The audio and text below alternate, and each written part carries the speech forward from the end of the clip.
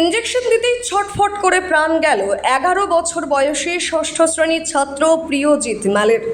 মাসখানেক আগে ঠিক একই ঘটনার সাক্ষী হয়েছিল সিউড়ি, যেখানে ভুল ইঞ্জেকশন দেওয়ার অভিযোগে প্রাণ গিয়েছিল দশম শ্রেণীর ছাত্র মৈনাক দাসের। এবার সেই একই ঘটনার পুনরাবৃত্তি ঘটল রামপুরহাটে।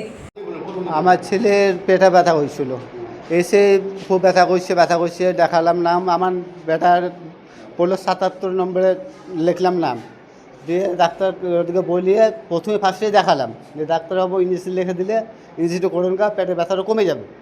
দিয়ে সঙ্গে সঙ্গে এই পাশে দোকানে ইঞ্জেকশনটা নিলাম, এখানে এদিনই ওইখানটা ইঞ্জেকশনটা করলে হাফ করে ইঞ্জেকশন করলে একটা মাঝাই করলে একটা ট্যাঙ্গে করলে দিয়ে বসে থাকলে বেশিক্ষণ বসে থাকার পর আবার ইঞ্জেকশন রক্ত পরীক্ষা করার জন্য রক্ত নিলে তা করতে আমার বেটা হেঁচুনি উঠে গেল।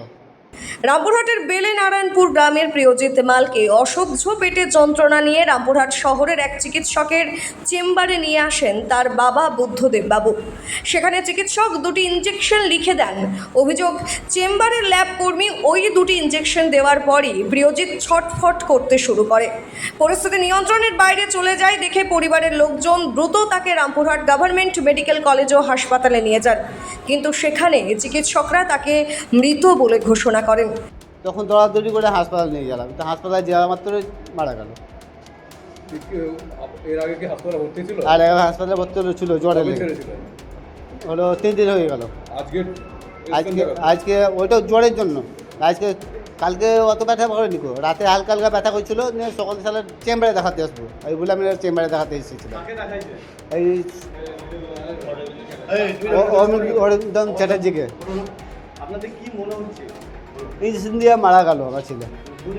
হ্যাঁ, ভুল ইঞ্জেকশন দিয়ে মারা গেল।